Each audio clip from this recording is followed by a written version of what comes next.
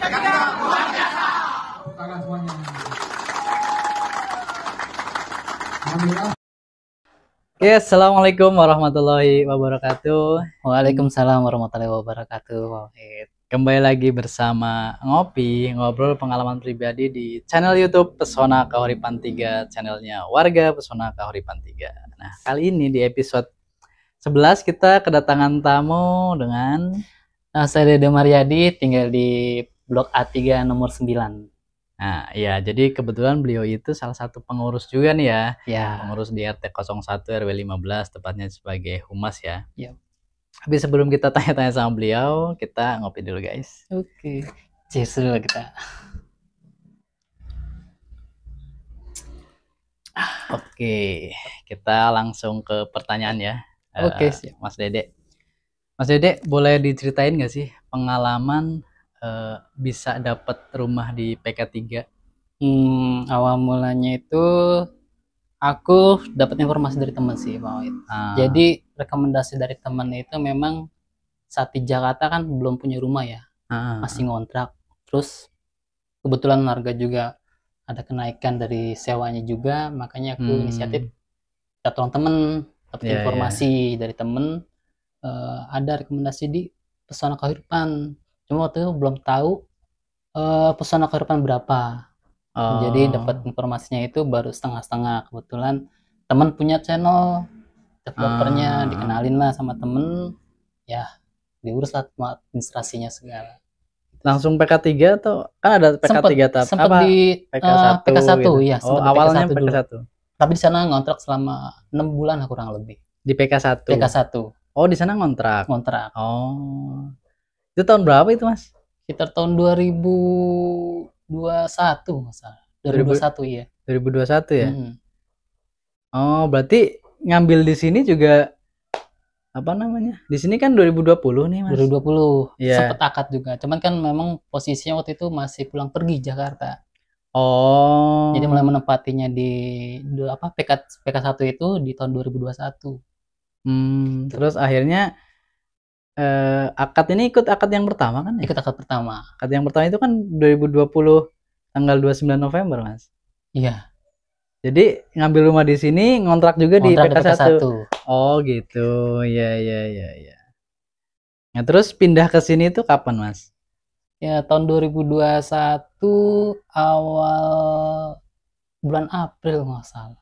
Bulan April ya? Oh ya, kayak sekarang kita podcast ini ya. Ini kan awal-awal bulan April ya. Itu kan? sekitar berapa tahun ya? 2025 sih 5 tahunan, 5 tahunan ya. 2021 4 tahun lah ya. Tahunan ya, udah mau 4 tahun. Oke, guys. Nah, boleh diceritain nggak sih waktu pertama kali pindah ke sini kan Mas Dede kan juga belum kenal satu sama lain ya? Iya. Nah, itu dan akhirnya sekarang sampean jadi humas nih. Mas Dede jadi humas, mungkin boleh diceritain awal pertama kali ke sini, terus mungkin kenal sama siapa, informasinya gimana terkait yang ada di PK3 ini dulu gimana gitu. Iya. Jadi dulu awal pertama kali kemari itu tetangga sih, Pak. Tetangga sebelah memang ngebantu buat apa namanya ya? Ya, untuk pembangunan di belakang rumah tuh yang masih sekarang kan posisi untuk apa namanya? Dapur gitu kan. Untuk pengairan juga belum keluar, mesti belum ada mesin juga. Jadi dibantu sama tetangga sebelah buat pengadaan air sih. Terus Mas Eko apa Pak Basuki? Pak Basuki. Oh, Pak Basuki. Halo Pak Basuki. Makasih ya. Aku ingat masih ingat banget itu. Iya. Ada buat sama Pak Basuki buat ngeluarin air di dalam tanah itu kan, karena memang mesinnya juga waktu itu dikasih temen. Iya. Sampai akhirnya keluar ya. Tapi belum nempatin posisi ya, masih di PK1 dulu. Tapi sumur itu bawaan developer ya? Masih bawaan developer sampai sekarang juga. Iya. Alhamdulillah sumurnya masih bagus, pasti airnya juga masih bersih sih di sini. Gitu. Iya. Terus kedua itu perkenalannya sama Pak RT, kebetulan Pak Rahmat nih. Iya. Sempat berkunjung ke rumahnya, ngobrol-ngobrol, sharing-sharing. Ya, baru 2 orang sih waktu itu kenalnya. Awal mulanya. Iya. Jadi apa namanya ya seperti warga pada umumnya lah ya. Kalau ketika baru pindah ya lapor ke RT ya. bahwasanya kita mau menempati ya, terus berapa warganya, terus bawa fotokopi KK dan KTP ya. Betul. Jadi caranya gitu teman-teman, kalau misalkan kita baru pindah nih ke lingkungan yang baru, jangan lupa lapor supaya kita Betul, benar-benar yes. ya kan, supaya penting. supaya kita juga ketika ada apa-apa ya kita nggak disalahin gitu. Betul. Karena yang paling utama lingkungan RT ya harus mengetahui ya kan, apalagi humas. Kalau kita saling kenal ya amit-amit ya, misalkan di luaran sana kita senggolan, ternyata tetangga sendiri kan kita bisa saling ngerti gitu. Ya maaf sorry, oh ternyata tetangga. Tapi jangan sampai kita senggolan di luar sana, aduh jotos misalkan ya kan, ternyata tetangga sendiri kan nggak lucu kan akhirnya kan. Nah itu kan nggak bagus lah ya.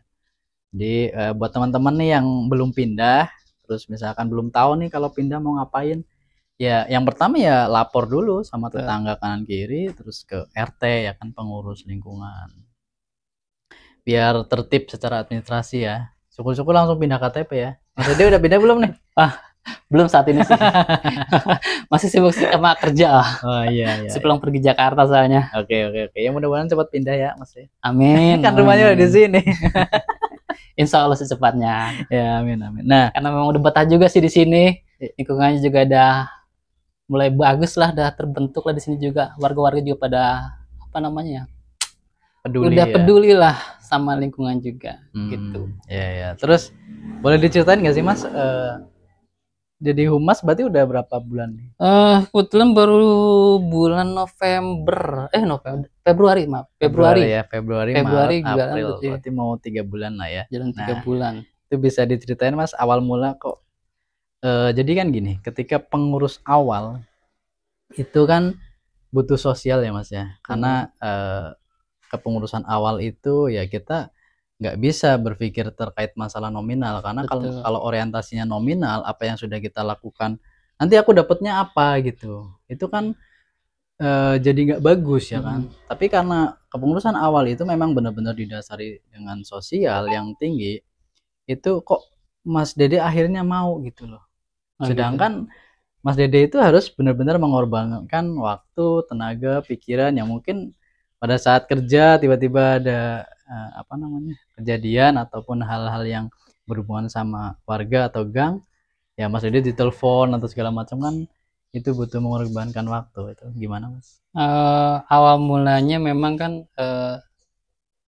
jadi Pak RT sih menawarkan, cuma dalam satu sisi juga masih agak berat, karena memang kan salah satunya tanggung jawab sebagai humas kan harus lebih mengenal gitu ya. Lebih mengenal dibandingkan warga-warga yang memang hanya sekedar menempati. Terus yang kedua juga karena memang rasa ingin membantu membangun khususnya terus mengikat sama warga yang lain, biar seringnya silaturahmi itu penting banget buat kita. Nah itu sih banyak sebenarnya harapan yang memang pengen diwujudkan untuk pedulian sama warga, plus ya pembangunan yang memang seharusnya memang sudah berjalan sejak lama sih. Gitu. Ingin ikut membantu sih tujuan utamanya. Motivasinya ya pengen berkontribusi lah ya, karena lingkungan yang baik kita kan nggak cuma bisa angan-angan atau pengen doang ya. Harus ada yang bergerak ya kan, harus ada yang terjun langsung ke lapangan ya Mas ya.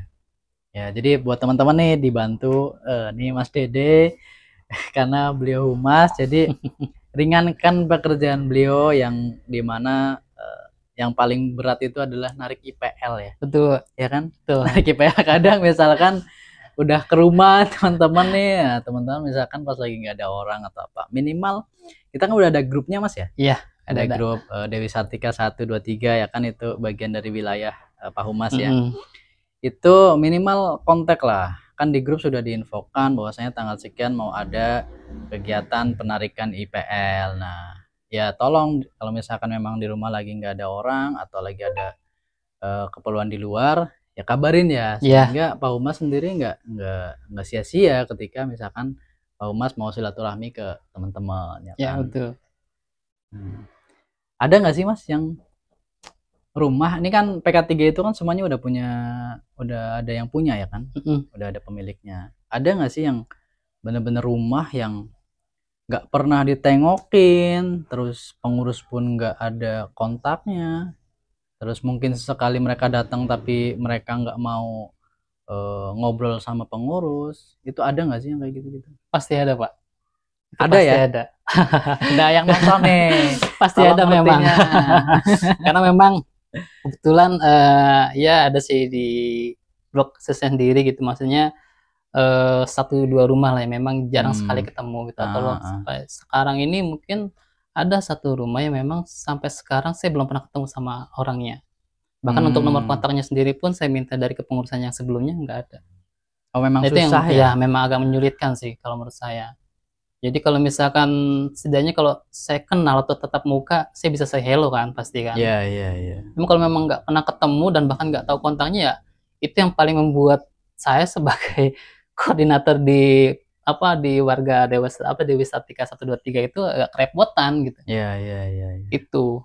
Memang faktor utamanya itu ya segala sesuatu itu komunikasi ya. Tuh. Apapun kondisinya itu kita kan udah dikasih kemudahan kayak grup WhatsApp ya kan, terus digital yaitu handphone, dari jarak jauh pun kita bisa gitu loh.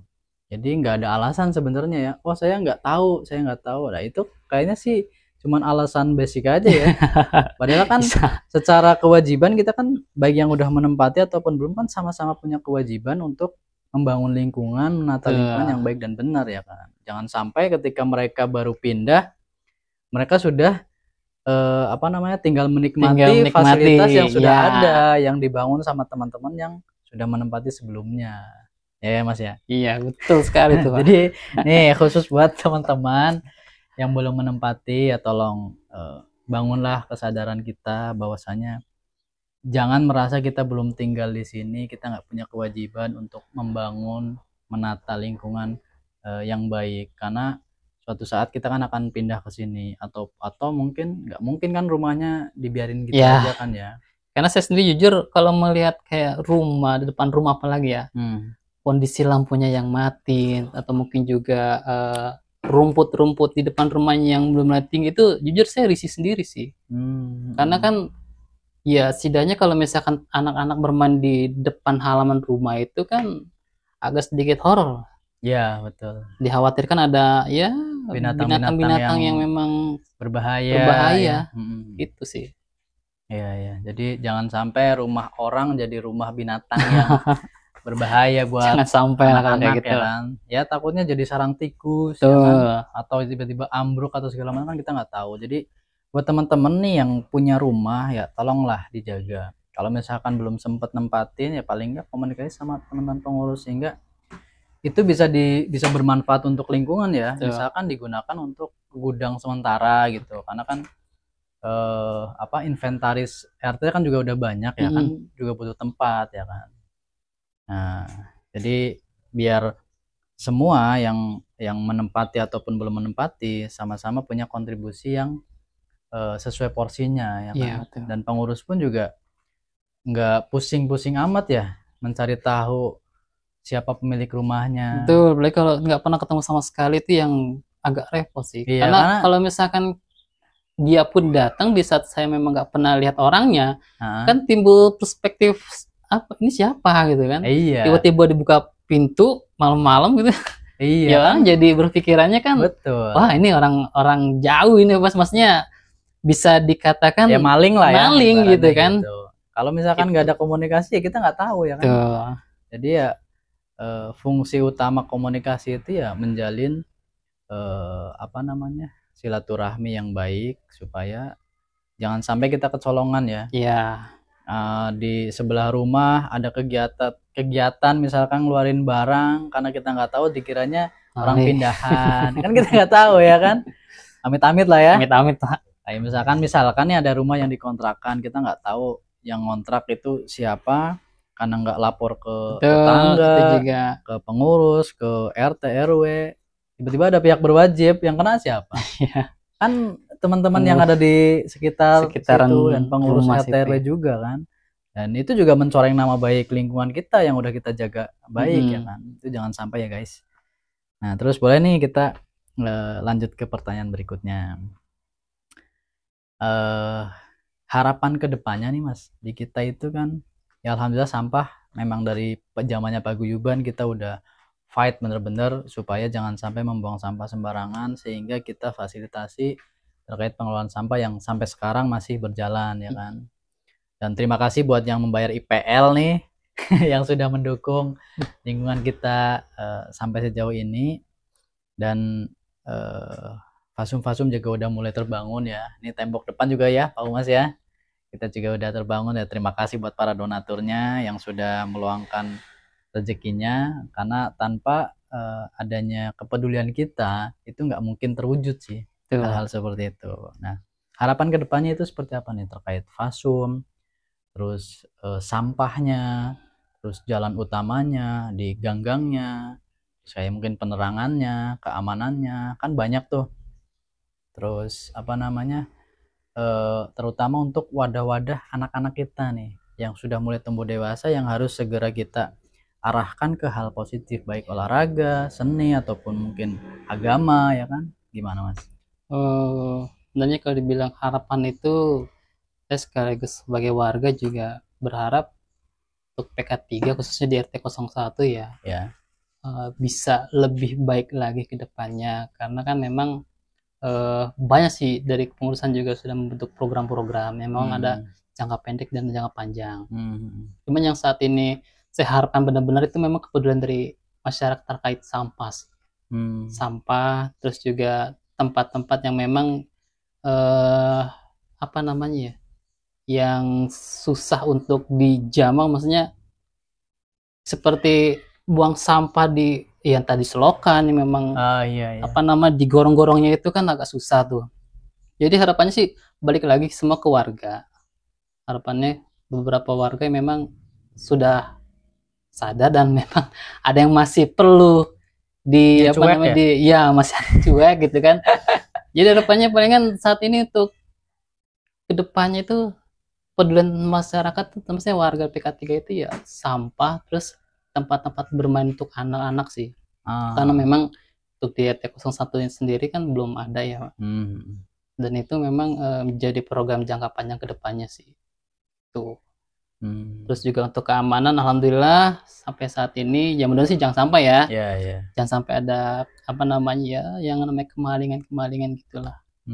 Kalau awal-awal dulu banyak ya. Waduh, banyak banget. Mesin air segala macam. Karena memang ketika lingkungan yang baru itu kita belum kompak ya kan, pasti akan gampang untuk orang-orang yang nggak dikenal itu masuk ya kan. Dan kita nggak tahu ya kan. Alhamdulillah sekarang udah ya alhamdulillah udah aman lah ya. Dan mudah-mudahan itu juga berkat dari teman-teman semua yang peduli, termasuk warga juga sih yang ikut membantu. Iya, betul. Cuman memang saat ini memang perlu digencarkan lagi kepedulian terhadap sampah sih, karena memang beberapa minggu yang lalu kalau nggak salah ya, di blok B, blok C, blok D belakang itu kan sempat banjir. Terkait masalah sampah berarti kan menjadi fokus utama kita. Terlagi ya mungkin bisa jadi sarang nyamuk juga sih, kan got-gotnya ya. Ya betul. Mungkin semuanya kan balik lagi ke warga. Kalau misalnya memang warganya peduli kan, ya kita sebagai pengurus hanya mengingatkan. Walaupun memang ada sistem kerja bakti juga, itu pun nggak mungkin setiap hari. Minimal palingnya sebulan sekali, atau 2 bulan sekali gitu kan. Seperti itu sih. Jadi untuk kedepannya yang saya harapkan dari warga sekitar juga, kita tolong di rumah, baik itu di depan halamannya atau mungkin ya samping kanan kirinya tetangga, ikut berkontribusi aja, meskipun memang belum ditempati, tapi setidaknya bantu ikut menjaga. Terkait juga masalah keamanan juga ya dikit-dikit bisa informasi lah kalau misalnya ada apa-apa gitu. Ya betul. Gitu sih. Oke. Jadi kayak misalkan got-got nih ya, karena habis membangun kan banyak tuh sisa-sisa material yang masuk ke got ya kan. Itu juga harus dibersihin ya. Apalagi misalkan dia menggeser carportnya. Betul, itu yang itu memang juga harus dibersihkan dulu sebelum dicor ya kan, dan kalau misalkan dicor jangan cor semua karena di situ juga harus ada apa bak Diberikan kontrolnya ya kan. ruangan lah untuk Iya, ketika memang betul. kerja bakti atau membersihkan depan lingkungan sendiri itu bisa dikerjakan gitu. Iya, bisa maksimal Bisa bersih maksimal. gitu. Ya. Oke ya, mudah-mudahan ya wadah-wadah buat anak-anak kita itu ya olahraganya, Iya. seninya itu bisa, teman-teman yang punya background itu bisa membuat wadah, bisa menyampaikan ke pengurus, Pak saya pengen bikin kegiatan ini dong, kan nggak mungkin ditolak kalau Iya, kegiatan itu betul. positif ya kan. Jangan sampai anak-anak kita sudah terpengaruh dengan gadget yang di situ banyak hal negatif, bahasanya nggak bagus lah segala macam, itu sudah menjalar di PK3, waduh itu susah banget itu. Iya, terlebih lagi masalah ini sih Pak, masalah terkait yang memang muda-mudi sekarang itu kan biasanya ya kalau memang mereka ya secara jiwa pun mungkin masih labil ya.